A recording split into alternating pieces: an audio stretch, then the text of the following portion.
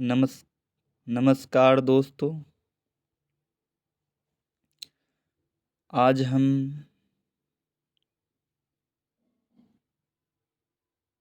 एक topic physics का class 10 विद्युत का टॉपिक है और आप लोग जानते होंगे विद्युत हमारे लिए कितना आवश्यक है,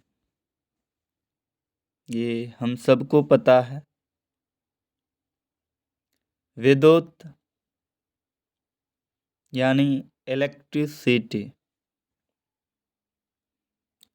ये हमारा 10th का चैप्टर है और फिजिक्स का है। हमने आप सबों के बीच ये कुछ पॉइंट नोट के माध्यम में रखा है और इस पर आज हम सारे पॉइंट पे चर्चा करेंगे। पहले हम देख लेते हैं विद्युत। विद्युत आखिर है क्या, आप सब जानते हैं। और इसी विद्युत में आपका घर्षणिक विद्युत आता है, जिसका मतलब होता है, जिसका मीनिंग है इंग्लिश में frictional electricity. Frictional electricity it means घर्षण, यानी जो घर्षण होता है और उससे जो विद्युत उत्पन्न होती है, उसके बारे में अभी हम जानेंगे।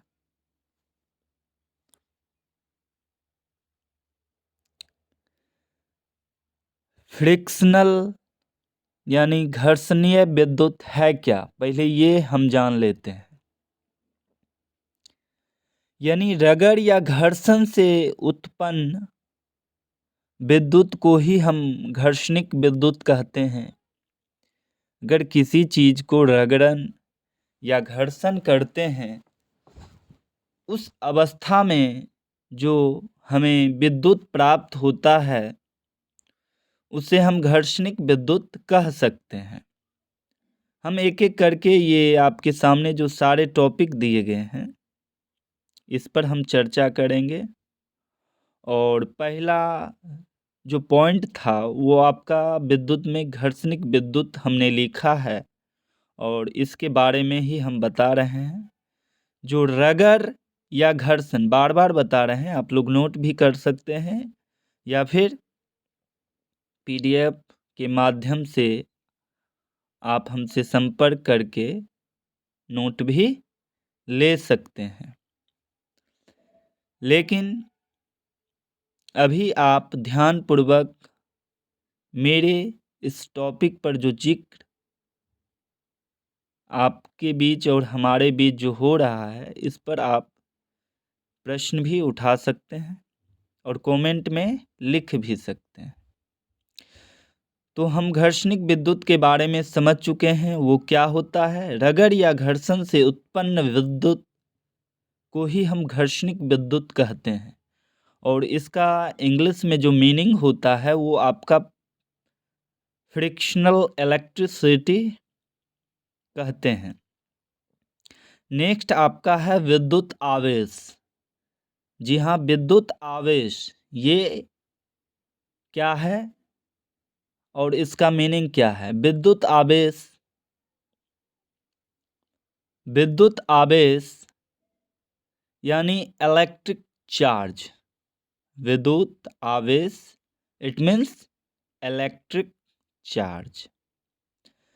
विद्युत आवेश दो प्रकार के होते हैं।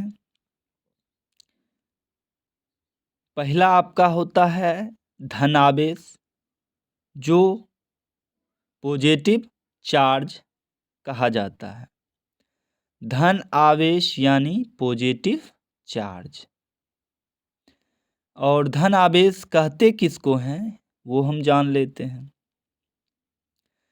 कांच की छड़ को जब हम रेशम के धागे से इसकी डिफिनीशन होती है धन आवेश की, जो कांच की छड़ को जब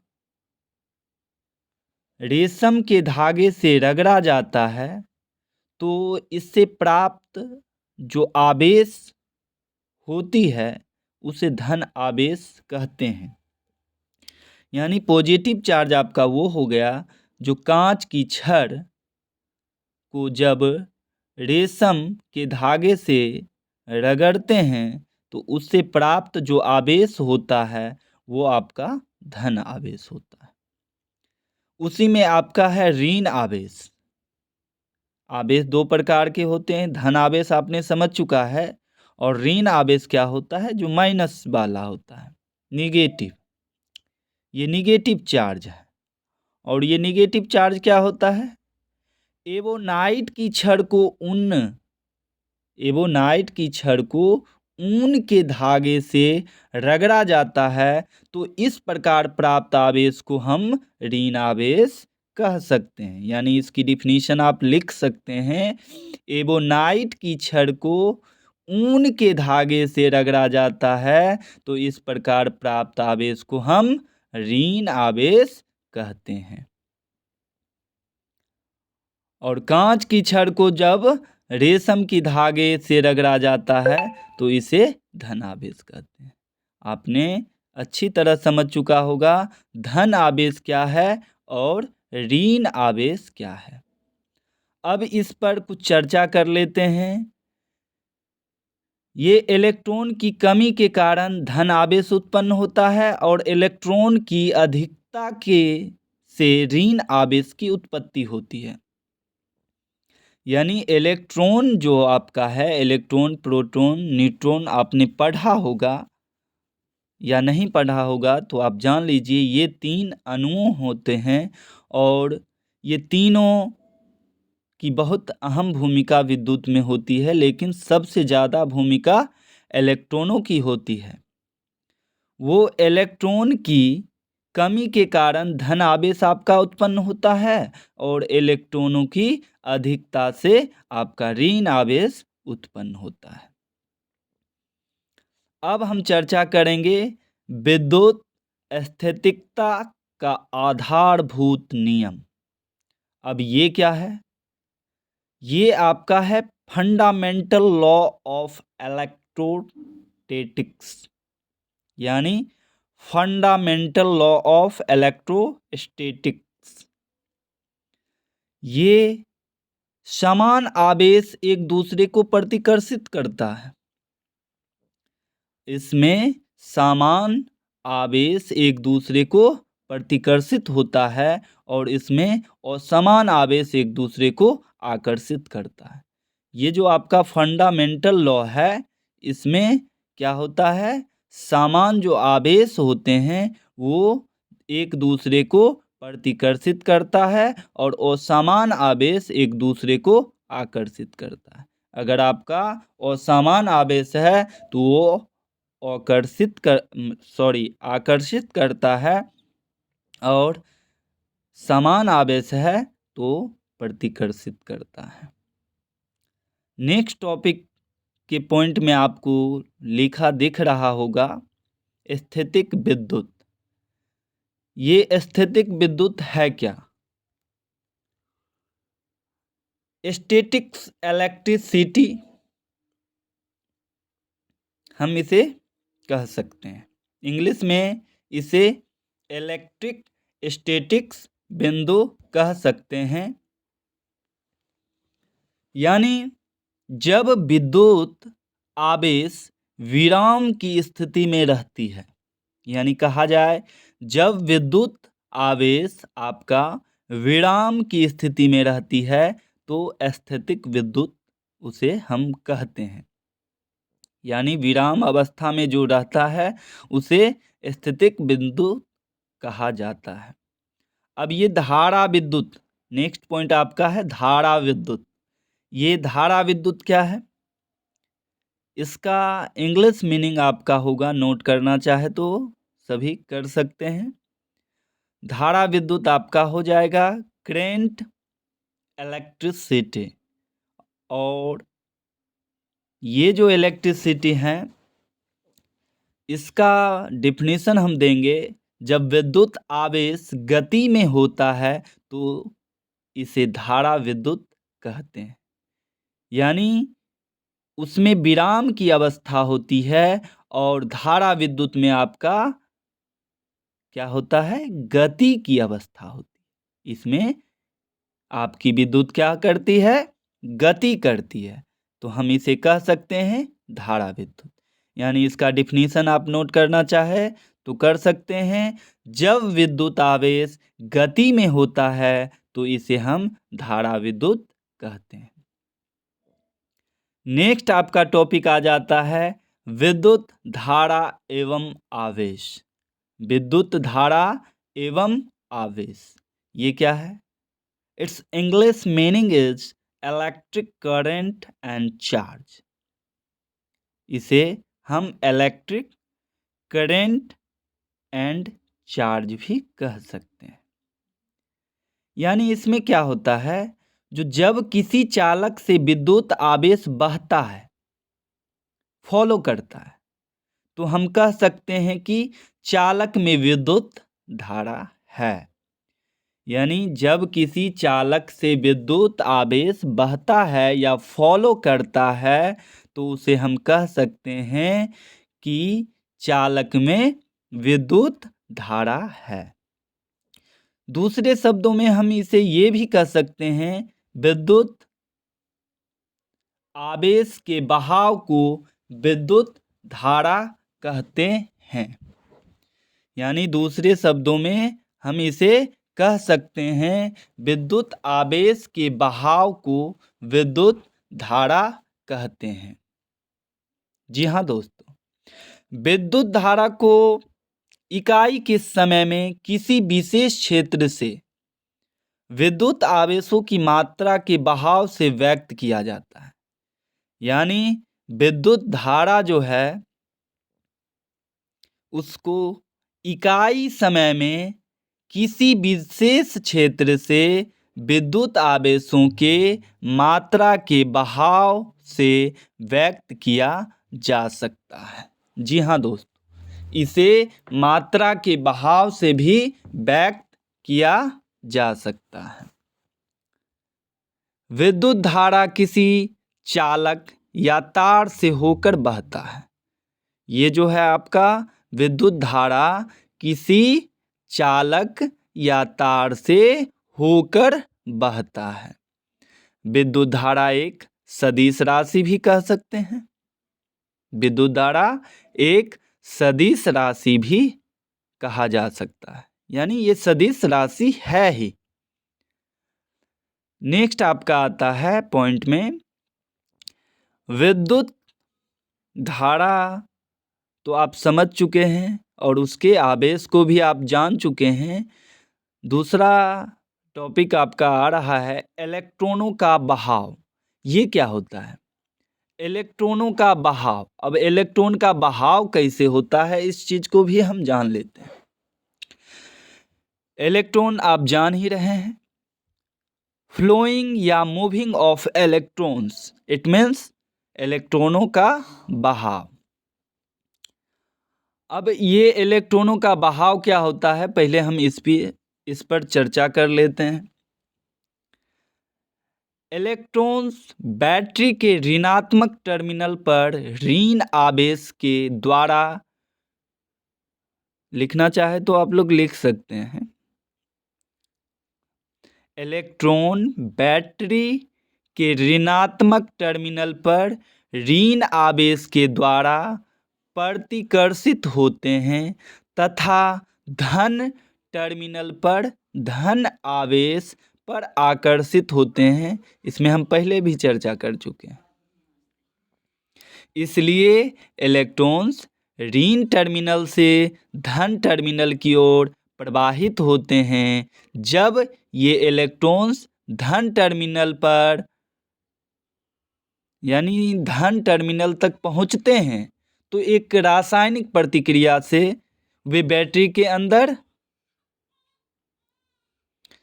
स्थानांतरित हो जाते हैं और पुनः ऋण टर्मिनल पर आ जाते हैं। इस प्रकार इलेक्ट्रॉन्स प्रवाहित होते हैं। यानी रिपीट हम कर दें इस शब्द को तो इलेक्ट्रॉन बैटरी के ऋणात्मक टर्मिनल पर ऋण आवेश के द्वारा प्रतिकर्षित होते हैं तथा धन टर्मिनल पर धन आवेश पर आकर्षित होते हैं। इसलिए इलेक्ट्रॉन क्या है, ऋण टर्मिनल से धन टर्मिनल की ओर प्रवाहित होते हैं। जब इलेक्ट्रॉन क्या होता है, धन टर्मिनल तक पहुंचते हैं तो एक रासायनिक प्रतिक्रिया से वे बैटरी के अंदर स्थानांतरित हो जाते हैं और पुनः ऋण टर्मिनल पर आ जाते हैं। इस प्रकार इसमें इलेक्ट्रॉन की प्रवाहित होती है। तो आपने इलेक्ट्रॉन का बहाव जान चुके हैं और इसमें एक होता है एक परिपथ तथा बैटरी से इलेक्ट्रॉन का बहाव जो हुआ आपने जान चुका है कि बैटरी का बहाव कैसे किया जाता है बैटरी का। तो नेक्स्ट आपका है चालक। ये चालक क्या होता है, इट मीन्स कंडक्टर कहते हैं, इसका मतलब होता है कंडक्टर। और ये चालक है क्या, तो चालक को आप डिफाइन करना चाहे तो वे पदार्थ जो अपने से होकर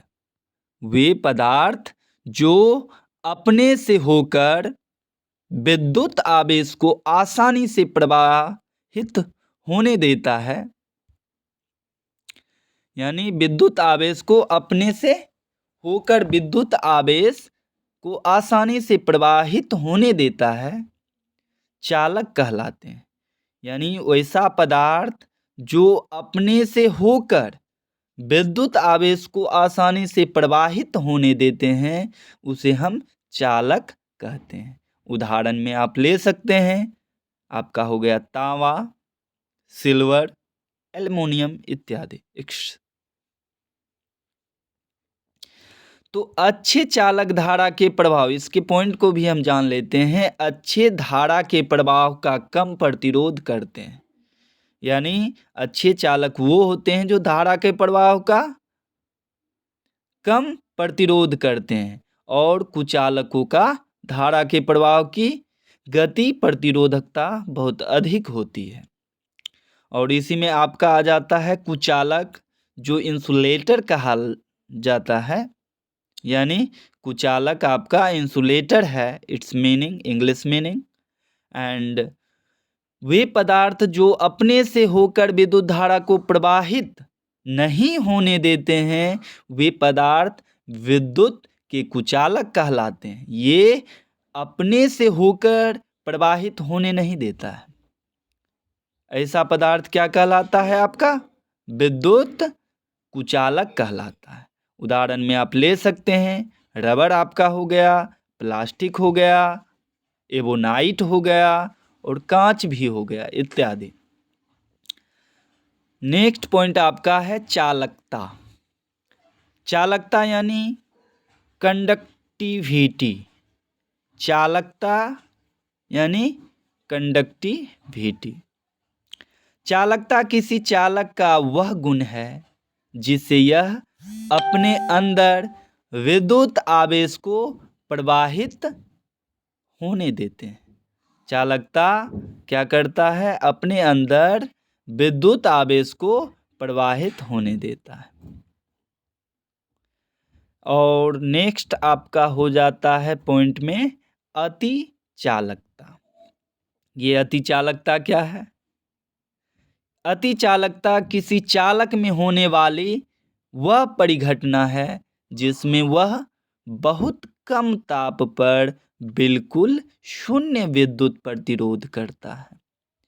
यानी अति चालकता को हम ये कह सकते हैं कि किसी चालक में होने वाली वह परिघटना जिसमें वह बहुत कम ताप पर बिल्कुल शून्य विद्युत प्रतिरोध करता है, उसे हम अतिचालकता कह सकते हैं।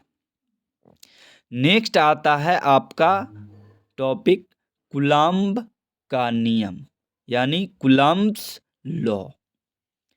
ये दोस्तों इक्वेशन के माध्यम से भी हम इसे कर सकते हैं, लेकिन थोड़ा बहुत इस पर चर्चा कर लेते हैं, इसके बारे में जान लेते हैं।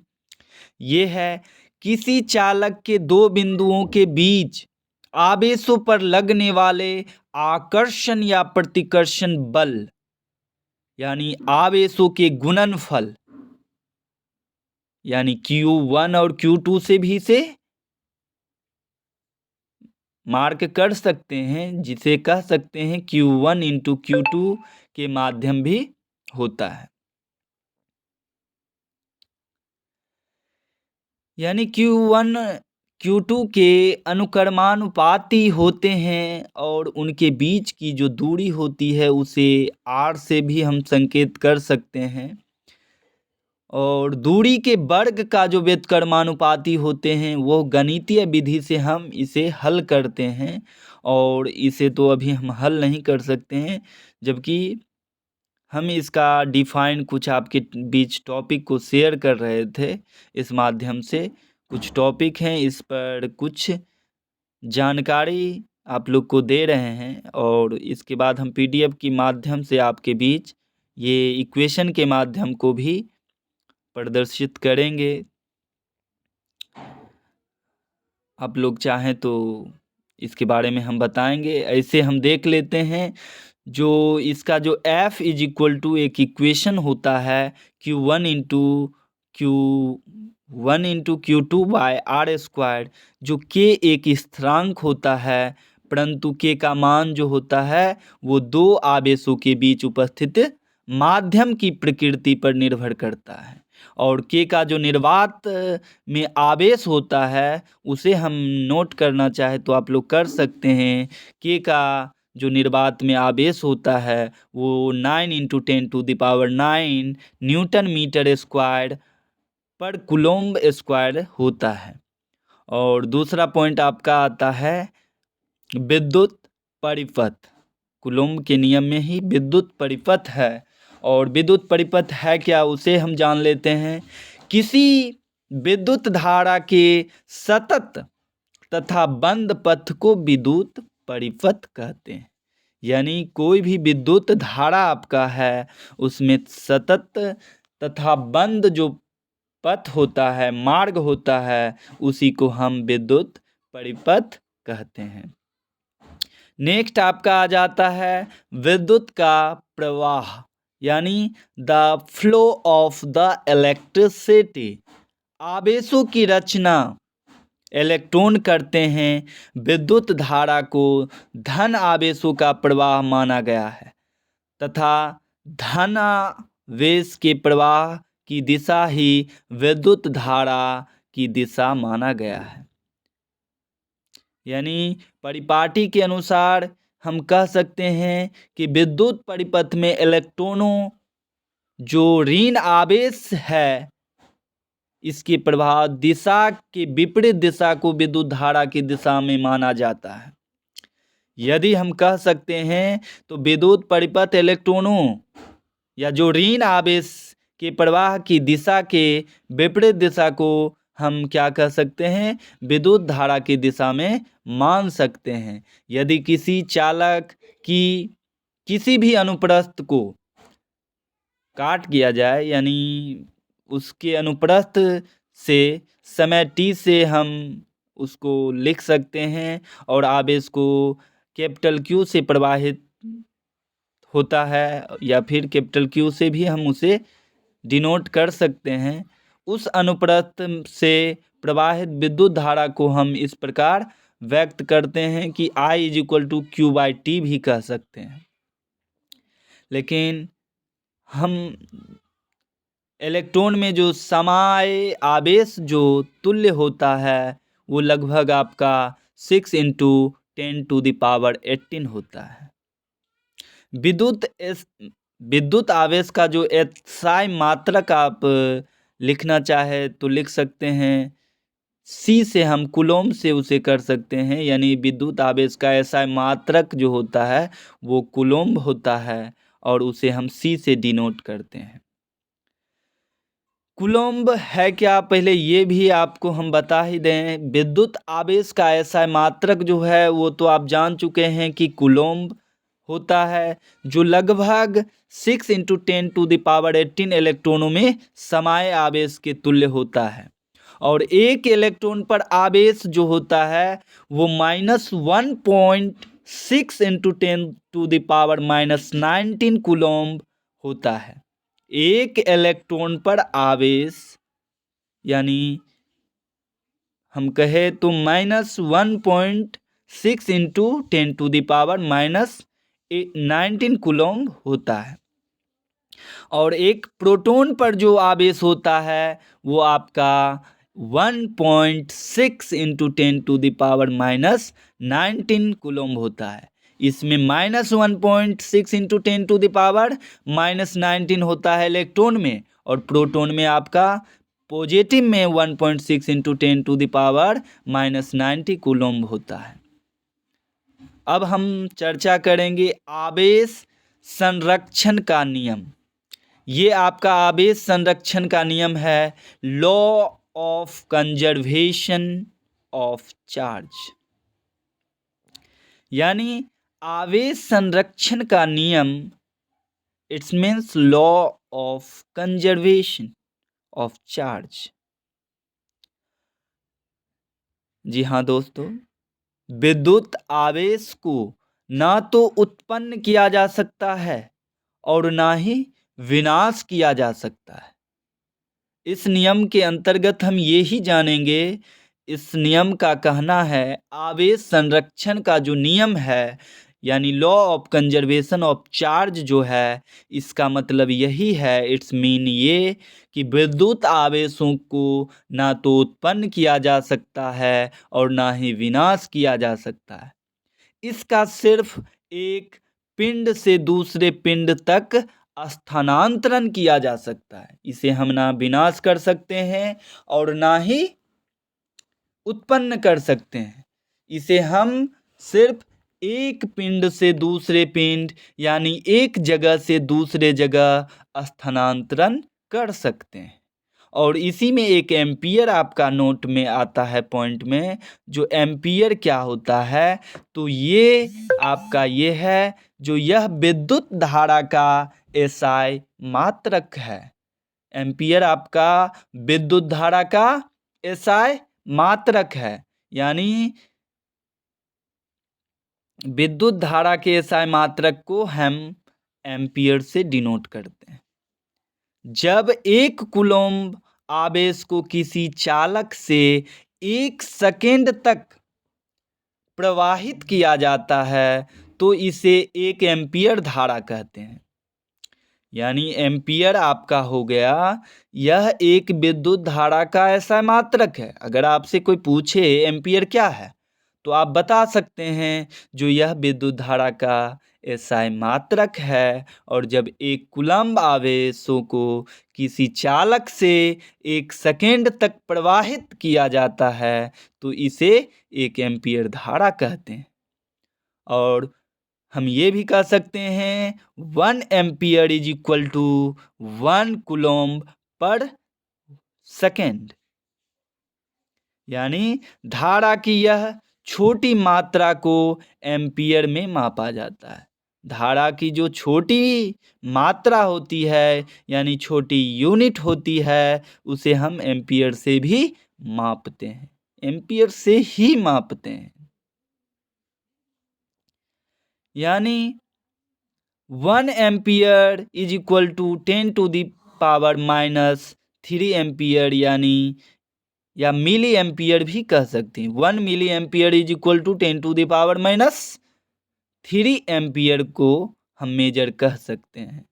यानी नेक्स्ट आपका आ जाता है विद्युत धारा परिपथ में बैटरी या सेल के धन टर्मिनल से ऋण टर्मिनल की ओर प्रवाहित होती है। यानी विद्युत धारा जो परिपथ जो होता है वो आपका बैटरी या सेल के धन टर्मिनल से ऋण टर्मिनल की ओर ही प्रवाहित होता है, ना कि ऋण से धन। आपका जो विद्युत परिपथ में बैटरी या सेल का जो योगदान होता है वो धन टर्मिनल यानी पॉजिटिव चार्ज से निगेटिव चार्ज की ओर ही प्रवाहित होता है, यानी एम्पियर में। आपने एम्पियर में जान लिया है क्या होता है। नेक्स्ट आपका आ जाता है एमीटर। ये एमीटर क्या है, इसे भी हम जान लेते हैं। एमीटर परिपथों की विद्युत धारा मापने के लिए जिस यंत्र का उपयोग करते हैं, यानी परिपथ आप लोग जान रहे हैं। परिपथ की विद्युत धारा मापने के लिए जिस यंत्र का उपयोग करते हैं उसे एमीटर कहते हैं। इसे सदैव जिस परिपथ में विद्युत धारा मापनी होती है उसके श्रेणी क्रम में संयोजित करते हैं, यानी एमीटर को श्रेणी क्रम में संयोजित किया जाता है। एक होता है आपका गैल्वेनोमीटर, इसके बारे में भी हम जानेंगे। और ये जो होता है ये आपको इसके अपेक्षा अलग होता है, और ये भी एक युक्ति है और ये धारा को पता लगाता है, लेकिन इसके बारे में बाद में हम जानते हैं। लेकिन पहले एमीटर के बारे में जान लेते हैं। एमीटर परिपथों के विद्युत धारा मापने के लिए जिस यंत्र का उपयोग करते हैं उसे एमीटर कहते हैं। अगर आपसे पूछा जाए एमीटर है क्या, एमीटर के बारे में आपसे पूछा जाए तो आप एक शब्द में बता सकते हैं, परिपथों की विद्युत धारा मापने के लिए जिस यंत्र का उपयोग करते हैं उसे एमीटर कहते हैं। और ये सदैव परिपथ में विद्युत धारा मापनी होती है, इसके श्रेणी क्रम में संयोजित करते हैं। यानी गैल्वेनोमीटर क्या है, तो इट्स मीन हम कह सकते हैं गैल्वेनोमीटर भी एक युक्ति है और जो किसी विद्युत परिपथ में उपस्थित धारा को पता करता है। यानी गैल्वेनोमीटर के बारे में आपसे पूछा जाए तो आप कह सकते हैं कि गैल्वेनोमीटर एक युक्ति है, एक सुझाव है जो किसी विद्युत परिपथ में उपस्थित धारा को पता लगाता है। और दूसरा पॉइंट आपका है परंपरागत धारा।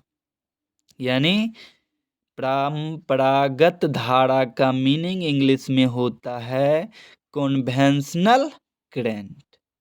हम इसे इंग्लिश में कन्वेंशनल करंट कहते हैं।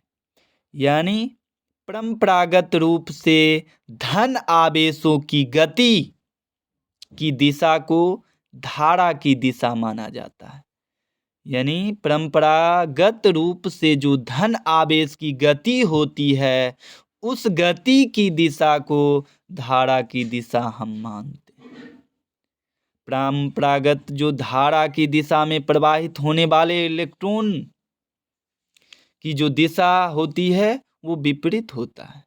यानी हम परंपरागत धारा के बारे में अगर आपसे कोई पूछे तो आप एक लाइन में कह सकते हैं, परंपरागत रूप से धन आवेशों की गति की दिशा के धारा की दिशा माना जाता है और परंपरागत धारा की दिशा प्रवाहित होने वाले इलेक्ट्रॉन की दिशा जो होती है वो विपरीत होती है।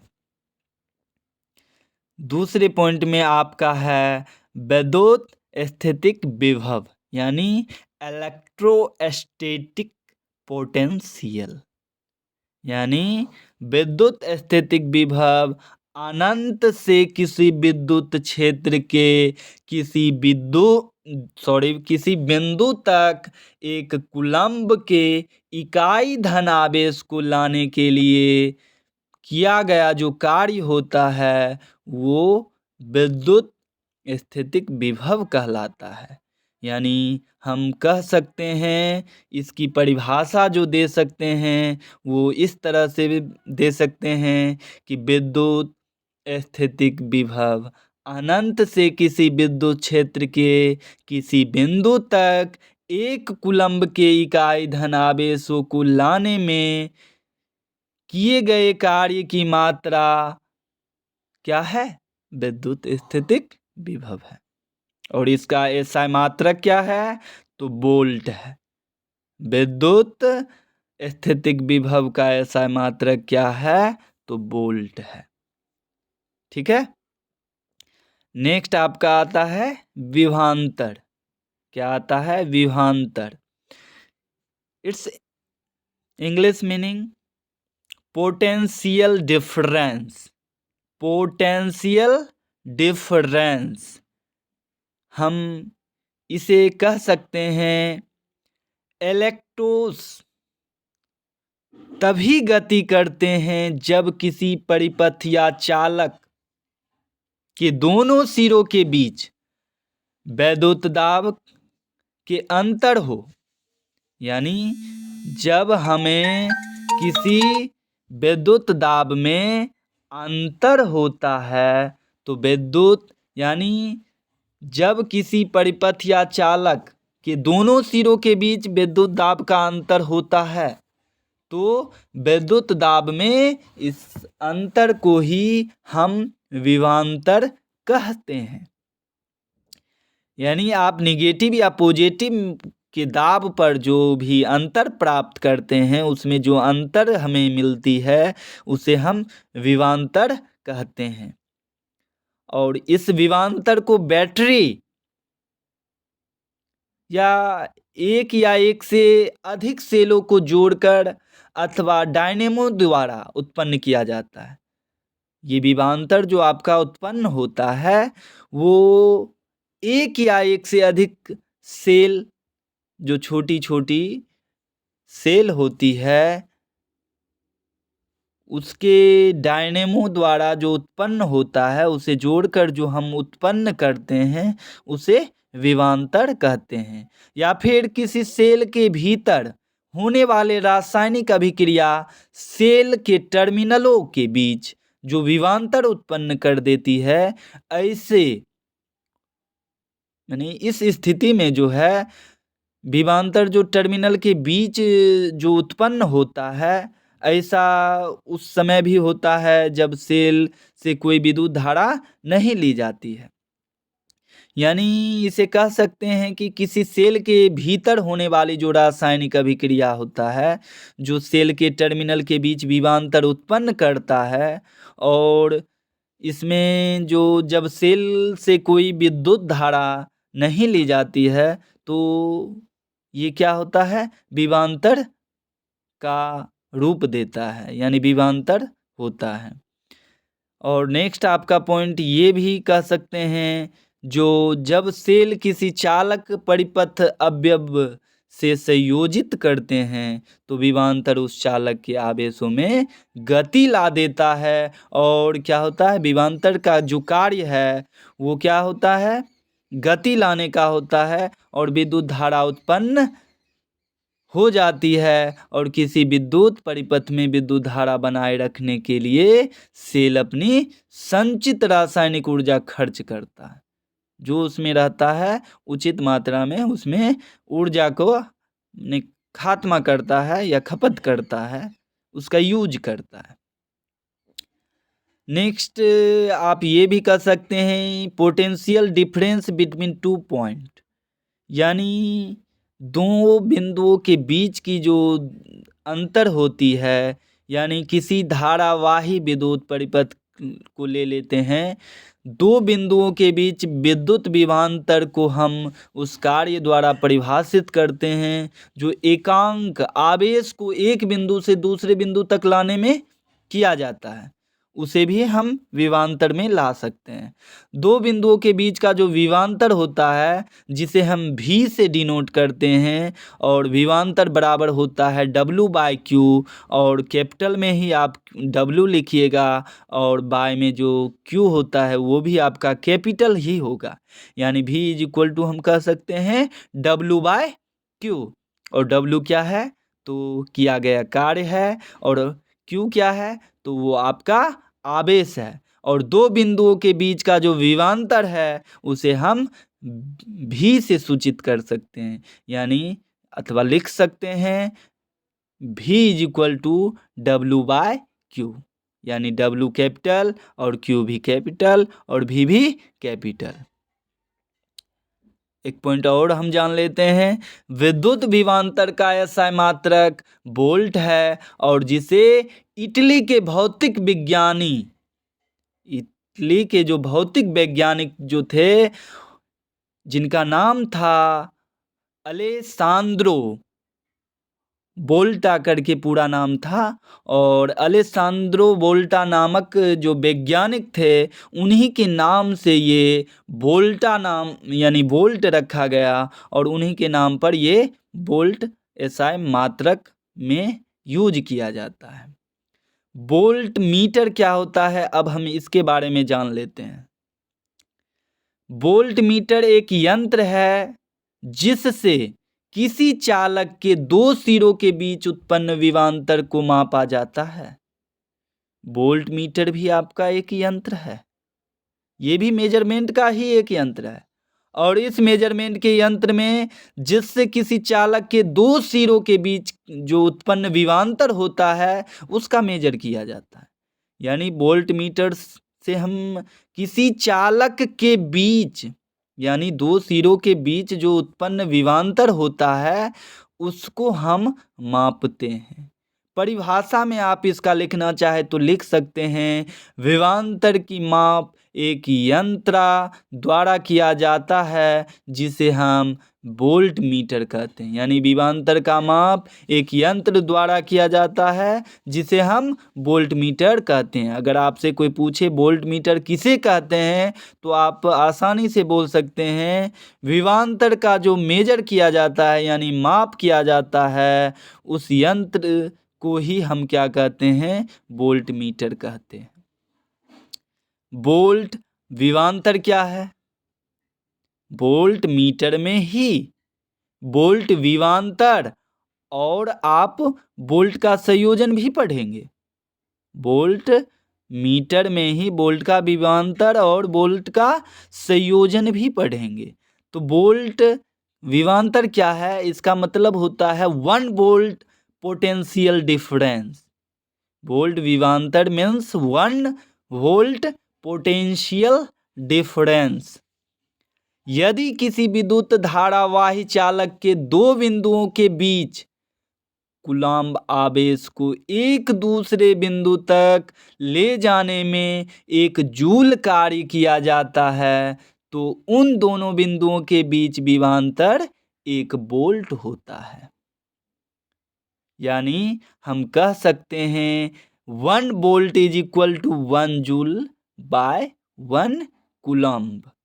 यानी 1 volt is equal to 1 joule by 1 coulomb कहा जा सकता है। या फिर आप इसको सिंबल में भी दर्शा सकते हैं, 1 V is equal to 1 J by 1 coulomb. Next आपका है वोल्ट मीटर का संयोजन यानी connection of voltmeter. Voltmeter को सदैव उन बिंदुओं से यानी जोड़ा जाता है या समांतर क्रम में संयोजित करते हैं जिनके बीच विभवांतर मापना होता है। यानी वोल्ट मीटर को सदैव उन बिंदुओं से क्रम में संयोजन किया जाता है जिनके बीच हम विभवांतर मापते हैं। इसे हम फिगर द्वारा आपको समझा सकते थे, ऐसे इसके बारे में हम देख लेते हैं। जो अगर 2 बैटरी आप यूज करिएगा और दोनों बैटरी को, एक बैटरी को R1 और R2 के नाम से डिनोट करिएगा और उससे जो आपकी उत्पन्न होती है उस बीच की दूरी को ही हम वोल्ट मीटर कहते हैं। यानी प्रतिरोधक R2 के दोनों सिरों के बीच उत्पन्न विभवांतर जो होता है वो मापना, दो सिरों पर वोल्ट का प्रश्व क्रम या समांतर क्रम या संयोजन कर देंगे। जैसे हम कह सकते हैं कि ये समांतर क्रम यानी प्रश्व क्रम या समांतर क्रम भी इसे कहते हैं। यानी दोनों को टचिंग पॉइंट के बीच की जो दूरी होती है और इसके बीच की दूरी को जो मेजर किया जाता है उसे भी हम वोल्ट मीटर कह सकते हैं। नेक्स्ट आपका टॉपिक है, टॉपिक नहीं पॉइंट ही हम कहेंगे, सेल या बैटरी। सेल बैटरी क्या है? ये आप लोग सब देख चुके होंगे, सेल क्या होता है और बैटरी क्या होता है। ये दोनों में अंतर है, सेल में भी अंतर है और बैटरी में भी अंतर है, यानी सेल बैटरी दोनों के बीच अंतर है। सेल बैटरी है क्या? यह भी एक युक्ति है, यह भी एक युक्ति है जो उपाय है, किसी चालक के दो बिंदुओं के बीच विभवांतर को बनाए रखने में सहायता करता है। यानी सेल या बैटरी हम उसे कह सकते हैं जो किसी चालक के दो बिंदुओं के बीच विभवांतर को बनाए रखने में सहायता करता है। लेकिन सेल क्या है और बैटरी क्या है? दोनों अलग अलग चीज़ हैं। तो सेल एक युक्ति है, जो सेल के बारे में आपसे अगर कोई पूछे तो आप ये कह सकते हैं सेल एक युक्ति है जो अपने अंदर संचित रासायनिक ऊर्जा का उपयोग कर किसी चालक के दो सिरों के बीच विभवांतर उत्पन्न करता है, जिससे आवेशों की गति आती है। आवेश में जो गति होती है वो आती है और विद्युत धारा उत्पन्न करता है। यानी सेल से हम क्या करते हैं, अपने सेल के अंदर जो होता है वो संचित रासायनिक ऊर्जा का उपयोग कर किसी चालक के दो सिरों के बीच विभवांतर उत्पन्न करता है, जिससे आवेशों में गति आती है और विद्युत धारा उत्पन्न हो जाता है। और बैटरी क्या है? तो बैटरी दो या दो से अधिक सेलों के संयोजन से बने युक्ति को ही हम बैटरी कहते हैं। यानी एक सेल से अधिक का उपयोग करके जो युक्ति हम करते हैं, जो उपाय करते हैं, जो सुझाव लगाते हैं, उसे हम बैटरी कहते हैं। यानी दो या दो से अधिक सेल का संयोजन करके अगर कोई वर्क हमें किया जाता है, हमसे किया जाता है, उसे हम बैटरी कहते हैं।